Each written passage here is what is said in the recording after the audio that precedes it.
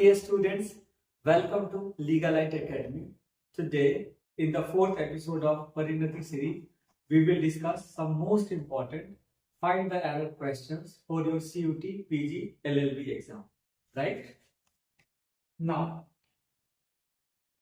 dear students, इससे पहले हम लोगों ने परिणति सीरीज के एपिसोड 1 एंड 2 में प्रीवियस ईयर के क्वेश्चंस को सॉल्व किया था एंड एपिसोड 3 में हम लोगों ने कुछ मोस्ट इंपॉर्टेंट क्वेश्चंस को किया था. ओके, सो कई स्टूडेंट्स की क्वेरी था कि सर हमारी ग्रामर बहुत अच्छी है बट जब मैं मॉक टेस्ट में क्वेश्चंस को सॉल्व करता हूँ तो वहां पे कुछ क्वेश्चंस मेरे कॉन्टिन्यूअस मिस्टेक हो रहे हैं. उसके पीछे क्या रीजन है? जबकि उनका क्या कंसर्न है कि उनके उनका जो ग्रामर पोर्शन है वो अच्छा है. तो आज मेरा जो पॉइंट ऑफ व्यू रहेगा इस सेशन का, तो इसमें मैं आपको ऐसे क्वेश्चंस और ऐसे टेक्निक को बताने वाला हूँ जिसके थ्रू उन क्वेश्चंस को आप सॉल्व कर पाएंगे जो ग्रामर से थोड़ा सा हटके होते हैं. रिलेटेड वो ग्रामर से ही है लेकिन वहां पर आपके ब्रेन को टेस्ट किया जाता है. Right? So now let's start today's class. So देखिए, एग्जामिनर में क्वेश्चन नंबर 1 में एक सेंटेंस आपको दे रखा है और एग्जामिनर ने क्या किया है कि वन सेंटेंस को उसने 3 पार्ट्स में डिवाइड कर दिया है. You have to check this sentence contains error और not. If there is no error then your answer will be option D. So आप सबसे पहले क्या करना है? आपको सबसे पहले इस क्वेश्चन को क्या करना है? रीड करना है. कुछ रूल्स सेट करते हैं क्वेश्चंस को सॉल्व करने का. तो देखिए, मैंने हर एक एपिसोड में आपसे एक टर्म आपके माइंड में रखने के लिए बोला है और वो टर्म क्या है? वो टर्म है आपका the most important thing for a sentence is it's meaning और सेंस. तो ये आपको हमेशा माइंड में रखना है and you can't change the meaning of the sentence. Okay, इस क्वेश्चन को जब आपने रीड किया तो ये क्वेश्चन एग्जामिनर आपसे एक्सपेक्ट करता है कि आपके पास वॉइस की एक अच्छी अंडरस्टैंडिंग हो. तो पैसिव वॉइस की जब भी आप बात करते हैं तो पैसिव वॉइस के बस 3 स्ट्रक्चर्स हैं, B plus B3, B plus B3 and B plus. जब भी आप पैसिव लिखेंगे तो बस इसी 3 स्ट्रक्चर्स का यू कैन. ओके, नाउ अब कुछ टर्म्स है जो आपको माइंड में रखना है. जैसे अगर आप पैसिव में क्या लिखना चाह रहे हो, एम, तो इसका क्या होना चाहिए? थर्ड फॉर्म आप लिखोगे क्योंकि पैसिव में से क्या आता है? Third form. और रूल है कि इसके लिए आपको हमेशा क्या लिखना पड़ेगा? इसके साथ ऐड आना एसेंशियल. ओके, और 2 और टर्म्स है जो एग्जामिनर फ्रीक्वेंटली आपसे पूछता है. जैसे अगर आपने लिखा है पैसिव में नोन और ऑब्लाइज्ड, तो माइंड में रखना है कि इसके साथ बाई नहीं आएगा, इसके साथ आप ऐड करोगे टू. जैसे आपने टेम्प्ट लिखा तो इसके साथ भी बाई नहीं आएगा, इसके साथ क्या आना चाहिए? ऐड. और अगर आपने पैसिव में लिखा होगा ऐड का यूज नहीं किया है, it means that sentence is incorrect. तो ये आप देखो, the redevelopment project is and. तो यहाँ पर देखिए, यहाँ पर हुआ क्या? आपने इस प्लस B3 लिखा, यानी this sentence is in passive. तो अब ऐड का यूज कहाँ होना चाहिए? इसके जस्ट बगल में, यहाँ पर, या फिर आगे होना चाहिए. तो देखो, आप इसका यूज करेंगे यहाँ ऐड, तभी आप क्या कर पाएंगे? यहाँ पे ING का यूज. सो एड किसमें हो जाएगा? Option right. Now see question number 2. अब इस सेंटेंस को रीड कीजिए. देखो, सबसे टफेस्ट टास्क क्या होता है जब भी मैं बात करूँ आपसे फाइंड द एरर के क्वेश्चन की, तो ये बताना कि इस सेंटेंस में एरर नहीं है. और ये आप सिर्फ आंसर कब दे सकते हो? इस आंसर को देने के लिए आपको एक अच्छी अंडरस्टैंडिंग होनी चाहिए ग्रामर की. और ये कैसे आएगा? तो जो आपका नोट्स है उस नोट्स को आपको क्या करना है? मल्टीपल टाइम रिवीजन करना है टॉपिक वाइज. ओके, और देन फिर आप क्या करेंगे? सभी को मिक्स करके आप क्वेश्चंस को सॉल्व करेंगे. तब आपके माइंड में जो क्या है कि एक बेस्ट कॉन्सेप्ट बनता है. ओके, अब यहाँ पर कॉन्सेप्ट समझ लेते हैं. सबसे पहले सी, जब भी आपने अनटिल लिखा है या फिर अनलेस लिखा है, इसका जो अगला कनेक्टर होगा वो हमेशा कॉमा. कभी भी यहाँ पर आपको THAN या फिर THEN का आप यूज नहीं कर सकते, राइट। फर्स्ट सेकेंड, जब भी आप अनटिल और अनलेस लिखेंगे तो यहाँ पर आप क्या लिखोगे, एक सब्जेक्ट प्लस वर्ब लिखोगे, ओके। तो यहाँ पे रूल ये है कि आप कभी भी इस वर्ब की जगह पे शायद या फिर विल का यूज नहीं कर सकते, और प्लस वहां पे नॉट भी काफी आपको यूज नहीं करना है। क्यों? क्योंकि अनटिल और अनलेस इसका जब आप हिंदी में निकालोगे इसका मीनिंग बनता है जब तक नहीं। ये कॉन्सेप्ट आपको माइंड में रखना है। तो सीख और चेक कर लेते हैं। अच्छा, एक बेसिक कॉन्सेप्ट आपको माइंड में रखना है जब भी आप फाइंड द एरर की बात करेंगे, कि जो कॉम्पिटिटिव इंग्लिश है जिसको आप जब भी थिंक करोगे तो इस तरीके से थिंक करना है, left to right, okay. For example ये देखो, जैसे आपने यहाँ अनलेस लिख आप गिवन है, तो अनलेस अगर गिवन है तो यहाँ पे क्या नहीं होना चाहिए, शायद विल नहीं होना चाहिए, प्लस नॉट नहीं होना चाहिए, ठीक। तो यहाँ पर तो नहीं है, इट मींस ये क्या है, करेक्ट। अब यहाँ पे आ जाओ, देखो आपने शुड लिखा, ठीक है, तो शुड के साथ क्या होना चाहिए, जनरली वर्ब की फर्स्ट फॉर्म, और अगर पैसिव में लिखोगे तो क्या होना चाहिए, बी प्लस बी थ्री। तो यहाँ पर देखो बी आपने लिखा प्लस बी थ्री, यानी कि पैसिव में है और सेंस भी दे रहा है, तो पैसिव में भी ये सेंस भी दे रहा है और ये टर्म भी करेक्ट है। So your answer will be option D, that is no error. तो ये जो नो एरर का कॉन्सेप्ट है, इसमें आपको टू टर्म्स माइंड में रखना है। फर्स्ट है आपका कि meaning of the sentence, and second is grammar, right. Now see question number 3. I met the gentleman today morning on my way to the market. तो अब माइंड में क्या रखना है, माइंड में रखना है सेंटेंस का मीनिंग। तो मैंने सेंटेंस का मीनिंग निकाला कि मैं एक जेंटलमैन से मिला। तो जब भी क्वेश्चन आपसे पूछा जाए आर्टिकल से, तो आर्टिकल में बस आपको माइंड में क्या रखना है कि एक है आपका इंडेफिनिट आर्टिकल ए और एन। ऐसे पर्सन ऐसे थिंग के लिए आप जनरली यूज करेंगे जो आपके लिए अननोन है, और द क्या होता है आपका डेफिनेट आर्टिकल। तो डेफिनेट आर्टिकल किसके लिए आता है, तो जो आपके लिए नोन है।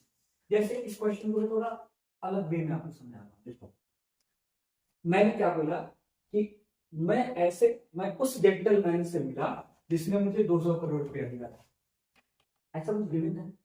या मैं उस जेंटलमैन से मिला जो कहा किसी रॉयल फैमिली से आता है, तो मैं क्या है कि वो एक नोन पर्सन होता है मेरे लिए। तो अब हुआ क्या है कि इस क्वेश्चन में एग्जामिनर ने इस ये जो जेंटलमैन है इसके लिए कोई भी इंफॉर्मेशन नहीं दे रखा, ये क्या है, ये अननोन है। और जब भी आप किसी अननोन नाउन के लिए आर्टिकल का यूज करेंगे तो इसके लिए क्या आएगा, आइदर ए और है, ओके। अब यहाँ पर देखो इसका प्रोनाउंसिएशन चूंकि कांस्टेंट कॉन्सोनेंट साउंड है, तो इसलिए आपका आंसर क्या होना चाहिए यहाँ पर ए। तो जब भी आर्टिकल से रिलेटेड आपके पास एग्जामिनर क्या करेगा, आपसे क्वेश्चन पूछे, तो आप क्या करेंगे, सबसे पहले थिंक करेंगे कि जिस नाउन के लिए आपने आर्टिकल का यूज किया है वो नोन है या फिर अननोन है, okay. Now see question number 4, read this one. Another baffling change that I noticed in him nowadays is that he avoids speaking to me. Okay? तो मैंने आपको क्या बता रखा है कि जब भी एग्जामिनर आपसे फाइंड द एरर का क्वेश्चन पूछे, fill in the blanks question पूछे, या फिर सेंटेंस इंप्रूवमेंट का क्वेश्चन पूछे, सबसे पहले आप क्या करेंगे, the most important thing is meaning of the sentence और सेंस, ओके। तो अच्छा एक चीज और है कि you can't change the meaning of the sentence, आप कभी भी क्या नहीं कर सकते हैं, तो सेंटेंस का मीनिंग चेंज नहीं कर सकते हैं। जैसे एग्जामिनर ने आपको ये सेंटेंस दिया, अगर इस सेंटेंस का सेंस पास्ट में आ रहा है तो आपको इसमें जितने भी चेंजेस करने हैं आप करेंगे, नो इशू।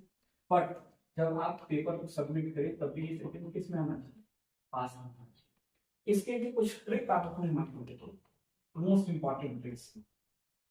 जैसे अगर आपने किसी भी सेंटेंस में नाउ अ डेज लिखा है, तो नाउ अ डेज ऑलवेज किसमें आएगा, ये ऑलवेज प्रेजेंट में होना चाहिए। अगर आपने किसी सेंटेंस में लिख दिया यस्टरडे, अगर आपने लिख दिया है किसी भी सेंटेंस में last week, last month, last year, तो ये ऑलवेज किसमें आना चाहिए, राइट। सी दिस क्वेश्चन, यहाँ पे कुछ गिवन है ऐसा, तो देखो यहाँ पर गिवन आपका नाउ अगेंस्ट, इट मींस इस सेंटेंस में आपको जो भी चेंज करना है कर लीजिए, लेकिन ये सेंटेंस ऑलवेज किसमें होना चाहिए, तो ये सेंटेंस ऑलवेज प्रेजेंट में होना चाहिए। इसलिए आपको क्या करना पड़ेगा, इस नोटिस को चेंज करना होगा नोटिस में, क्लियर, क्योंकि आई के साथ क्या यूज करेंगे आप यहाँ पर पीपल वर्क नहीं करोगे, राइट। अच्छा, आपके मन में ये भी आ सकता है कि सर ऐसा नहीं हो सकता कि दोनों को ही पास्ट में कर दे, तो प्रॉब्लम क्या है कि ये जो ग्रामर के स्टैंडर्ड वैल्यूज होते हैं वो हमेशा इसके अकॉर्डिंग वर्क करेगा, राइट। नाउ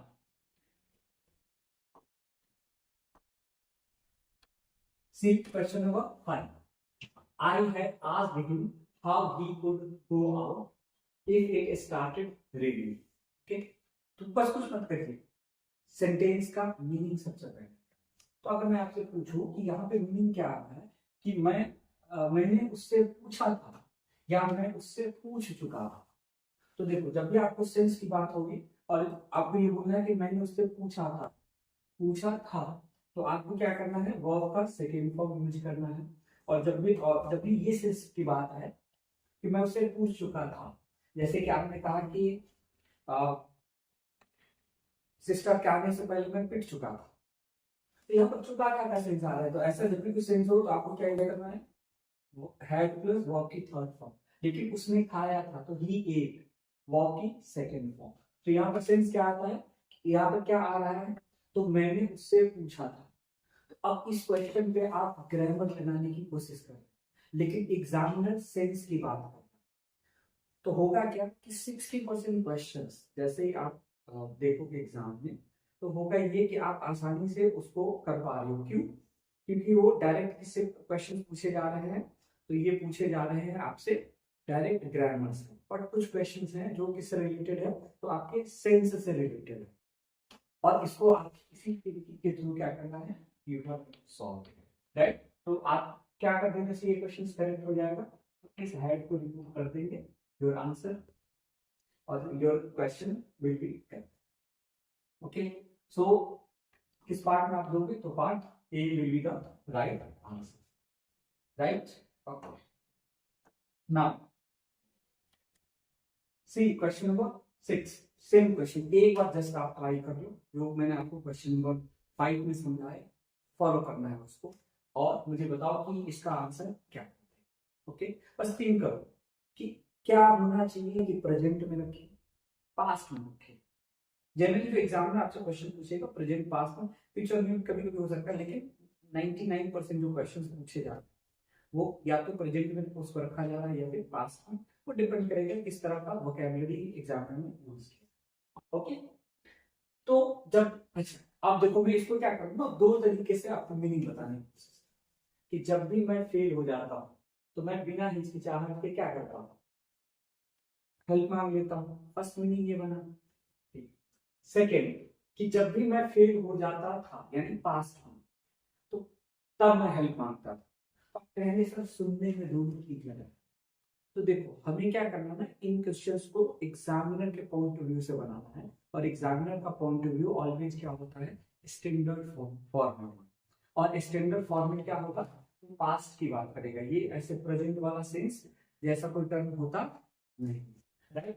तो आप क्या करोगे, कैसे इसको, इस क्वेश्चन को हम सॉल्व कर सकते हैं, तो यहाँ पर देखो फेल की जगह आप क्या करोगे, फेल, राइट। तो your answer is option A, right. Getting my point कि किस तरीके से आप सेंस वाले क्वेश्चंस को सॉल्व करें, क्योंकि यहाँ पर क्या हो रहा है, आप ग्रामर भी यूज कर रहे हो प्लस आपसे एग्जामिनर सेंस की बात कर रही है, राइट। नाउ क्वेश्चन नंबर 7, अब यहाँ पर क्वेश्चन नंबर 7 कह रहा है, कृष्णा कली an early riser and a nature lover goes to morning walk at Ravindra Sarovar lake before dawn। Okay, तो ये क्वेश्चन जो है एग्जैक्ट आपका ग्रामर का क्वेश्चन है, ये सेंस वाला क्वेश्चन है। इसमें एग्जामिनर आपसे प्रेपोजिशन की डिमांड कर रहा है कि आपको प्रेपोजिशन का आइडिया है। तो इसके लिए सबसे पहले कॉन्सेप्ट समझ लेते हैं। यहाँ पर देखो, जब भी आप लिखते हो गो, लेकिन याद रखना आपको गो फॉर अ वॉक होता है या गो फॉर अ राइड होता है। क्योंकि हम देखो, हमने बचपन से क्या पढ़ा है, हमने बचपन से पढ़ा है गोइंग टू मार्केट। ये अब एग्जाम में जो है ये कॉन्सेप्ट आपसे पूछना है। तो जब भी आप वॉक करने की बात करेंगे और जब भी आप राइड में जाने की बात करेंगे तो उसके लिए आपको क्या यूज करना है, फोर का यूज। सो हियर गोस आपको क्या करना है, टू की जगह क्या होना चाहिए, goes for morning, goes for a morning walk, right. So in question number 8 examiner ने आपको एक सेंटेंस दे रखा है।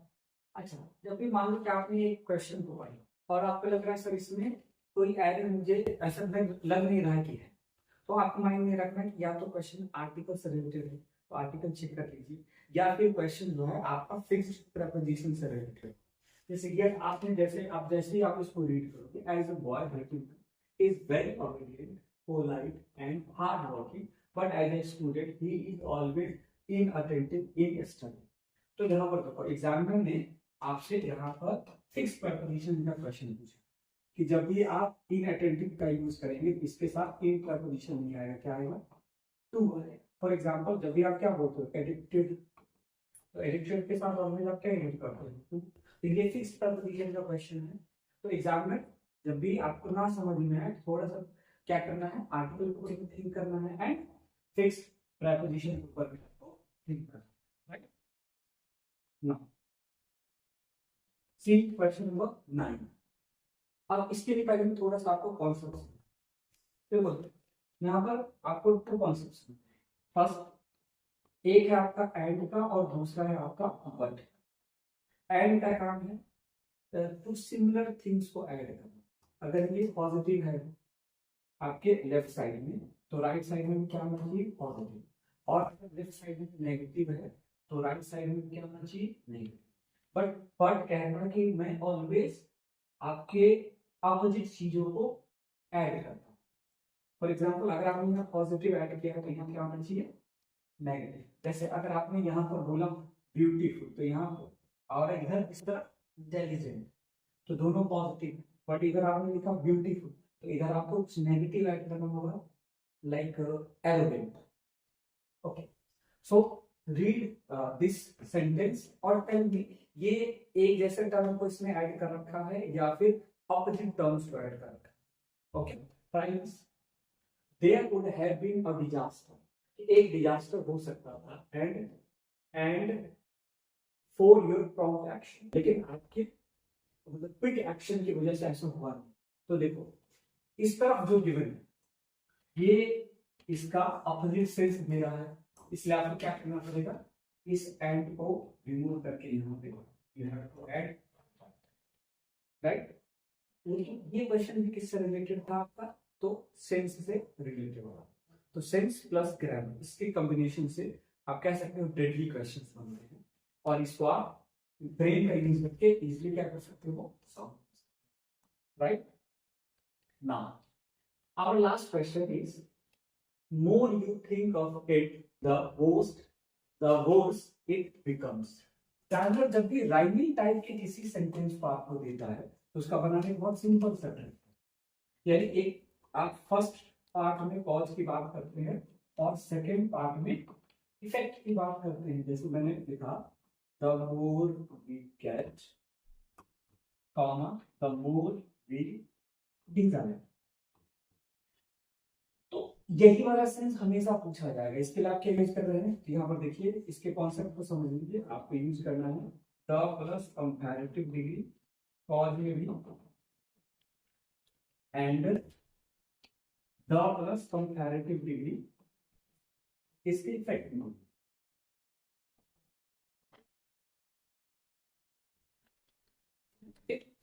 सी इस क्वेश्चन को देख लीजिए, आपने यहाँ क्या लिखा, मोर यू थिंक, तो ये मोर कंपैरेटिव डिग्री है।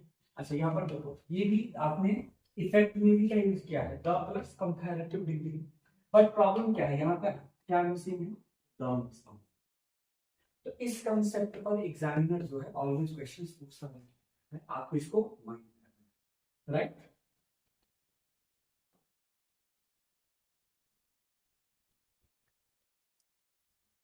So dear students, that's all for today's class. Thanks for watching.